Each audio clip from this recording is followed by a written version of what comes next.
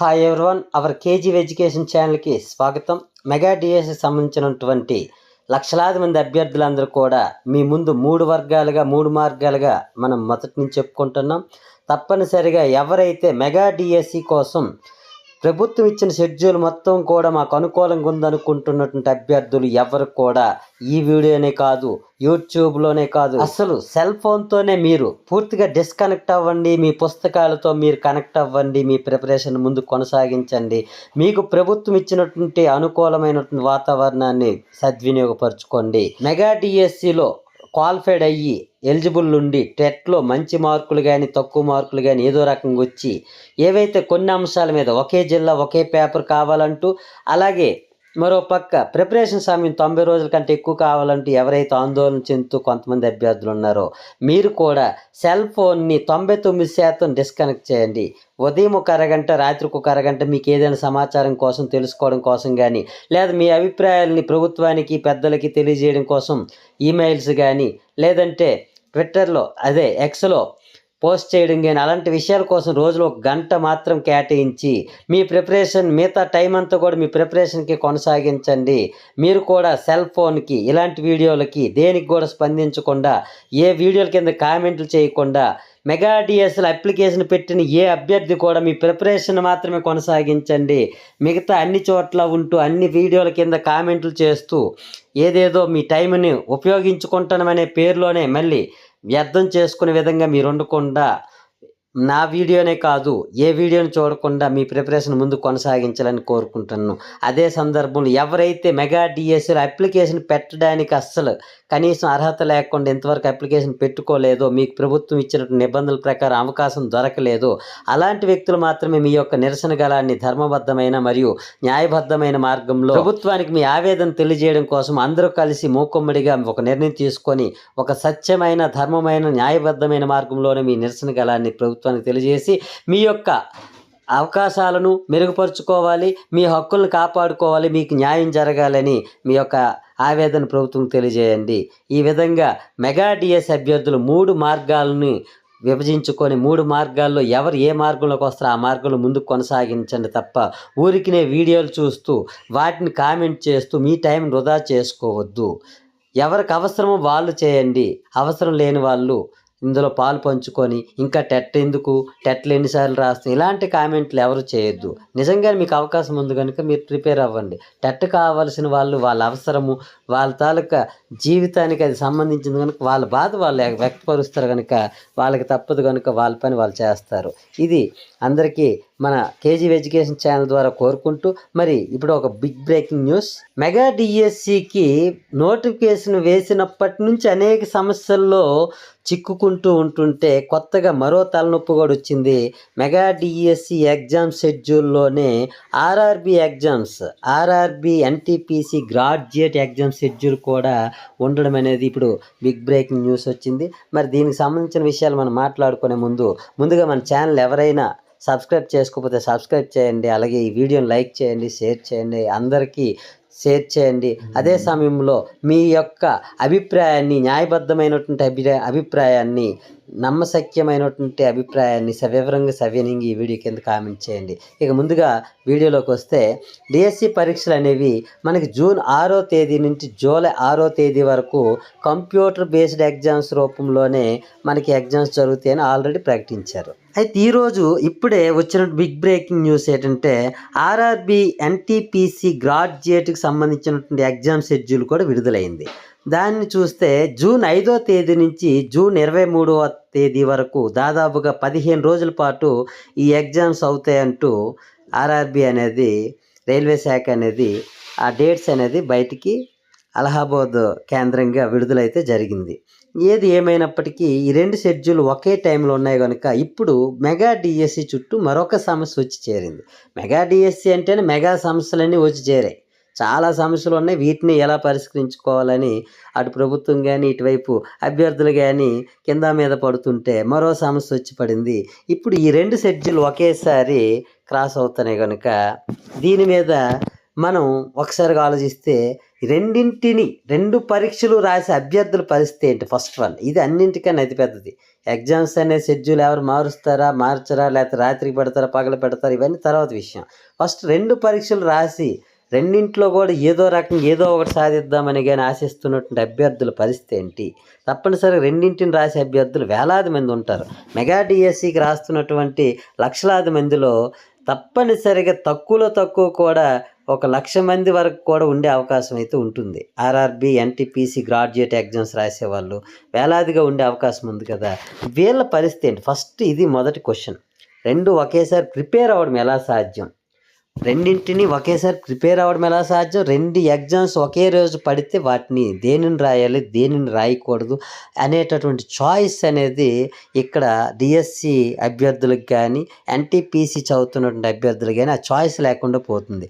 ఇప్పుడు ఇక్కడ మొదటి సమస్య అది. అలాగే రెండవ సమస్య ఏంటంటే DSC exam schedule, RRB, NTPC exam schedule ఒకేసారి కనుక 2 కూడా కంప్యూటర్ బేస్డ్ ఎగ్జామ్స్ సిస్టంలోనే, ఆన్లైన్లోనే ఎగ్జామ్స్ జరుగుతాయి కనుక మరి ఈ రెండింటిని ఒకే సమయంలో ఒకే డేట్లో ఎలా మేనేజ్ చేయగలుగుతుంది ప్రభుత్వం? వీటికి ఎలా కంప్యూటర్ సిస్టమ్స్ అనేది ఎలా చేయగలుగుతుంది? దీనికి సంబంధించినటువంటి తప్పనిసరిగా ఈ విషయం అయితే ఒక సందిగ్ధ పరిస్థితి, ఎటువంటి సందేహం లేదు. ఇప్పుడు ఎవరు వెనక్కి వెళ్తారు, లేదా రెండింటిని ఒకే రోజు ఎలా షెడ్యూల్ చేస్తారు? ఒకవేళ 2 ఎగ్జామ్స్ ఒకేసారి షెడ్యూల్ చేస్తే, ఒకటి మార్నింగ్ సెషన్, మరొకటి మధ్యాహ్నం, మరొకటి ఈవినింగ్, నైట్ సెషన్ అని ఇలాంటివి ఏవైనా ఒక క్లమ్జీగా గందరగోళ పరిస్థితులు, ఒకవేళ అలాంటి పరిస్థితుల్లో ఎగ్జామ్ షెడ్యూల్ని క్రియేట్ చేస్తారా? అలా చేస్తే మళ్ళీ నష్టపోయేది ఎవరంటే డిఎస్ అభ్యర్థులే. ఎందుకంటే ఒకేసారి 2 పేపర్లు రాసే పరిస్థితి ఎవరికి ఉండదు. 2 కూడా క్వైట్ ఆపోజిట్ సిలబస్ అనేది. డిఎస్ సిలబస్ వేరు, ఎన్టీపీసీ సంబంధించినటువంటి సిలబస్ వేరు. ఇలా మళ్ళీ వచ్చింది ఎవరి మీద పడిందంటే మరో గుమ్మడికాయ వచ్చి తల మీద పడినట్టు మళ్ళీ మెగా డిఎస్ అభ్యర్థుల తల మీదే మరొక భారం పడింది. ఇప్పుడు దీనిలో ప్రభుత్వం ఏ విధంగా ఈ సమస్యను పరిష్కరిస్తుంది? 2 పరీక్షలు రాసే అభ్యర్థుల పరిస్థితిని ఎలా తీసుకుంటుంది? వాళ్ళకి ఎలా న్యాయం చేస్తుంది? ఎవరు దీనిలో వెనక్కి తగ్గుతారు? నాకు తెలిసినంత వరకు ఎన్టీపీసీ అనేది త్రూఅవుట్ ఇండియాలో రాస్తారు కనుక వాళ్ళ ఎగ్జామ్ షెడ్యూల్ అనేది పోస్ట్పోన్ చేయడం అనేది జరిగే అవకాశాలు ఇంతవరకు ఎప్పుడు జరగలేదు. మరి వాళ్ళని ఎలా మేనేజ్ చేయగలుగుతుంది మన రాష్ట్ర ప్రభుత్వం? లేదంటే మన డిఎస్ షెడ్యూలే రీషెడ్యూల్ చేస్తారా? రెండింటిని ఒకవేళ ఒకేసారి జరిగే విధంగా చేస్తే మాత్రం నష్టపోయేది ఎవరంటే మళ్ళీ డిఎస్ అభ్యర్థులే. ఏ రకంగా చూసిన ఇదంతా ఒక గందరగోళంలో ఉంది.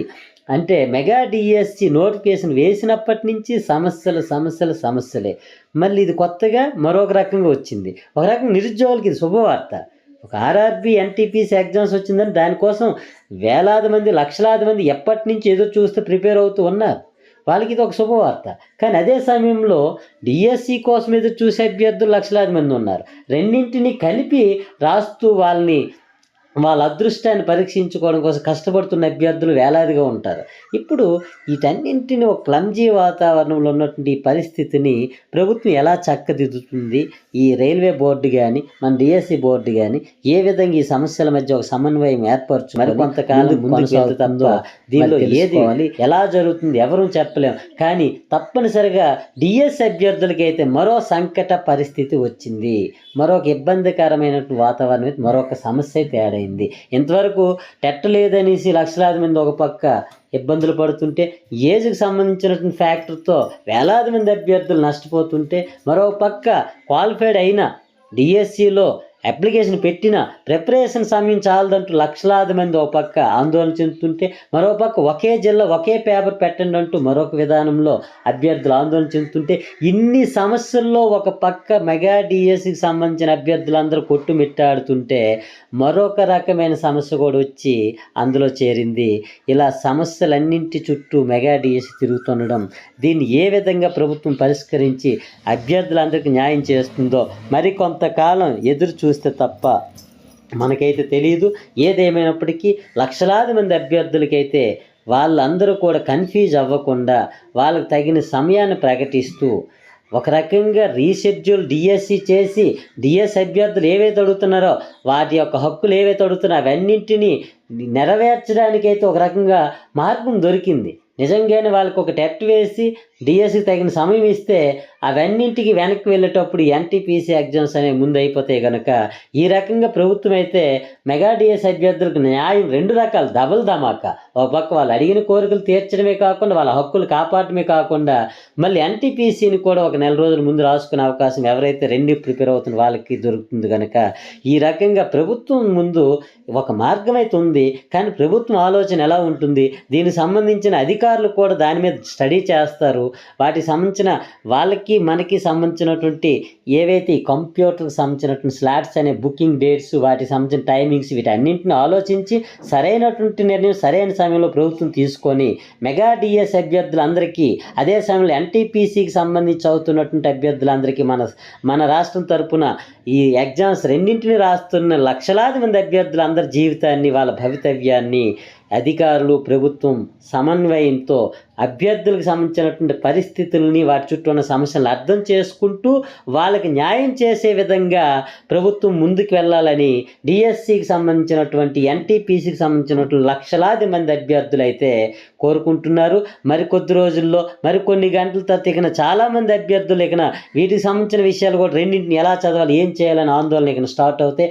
ఇంతవరకు ఉన్న ఆందోళనతో పాటు మరొక ఆందోళన కూడా చేరింది.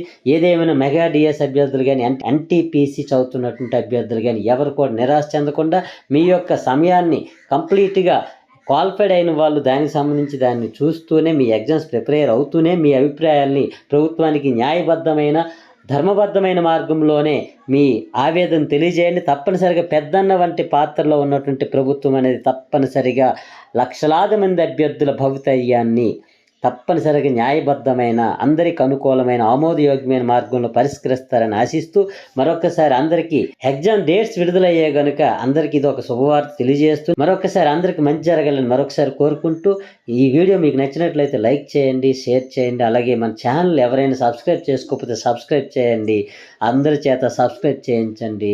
అలాగే ఈ వీడియో కింద మీ వివరణని, మీ అభిప్రాయాన్ని సవివరంగా సవినయంగా కామెంట్ చేయండి. ఎవరిని విభేదించే విధంగా కానీ, కించపరిచే విధంగా కానీ, ఎవరిని తగ్గించడానికి కానీ, ఎవరిని పెంచడానికి కానీ కాకుండా ధర్మబద్ధమైన న్యాయమైన మార్గంలో మీ కామెంట్ చేయండి. అందరికి మంచి జరగాలని మరొకసారి ఆశిస్తూ ఓకే, థ్యాంక్ యూ.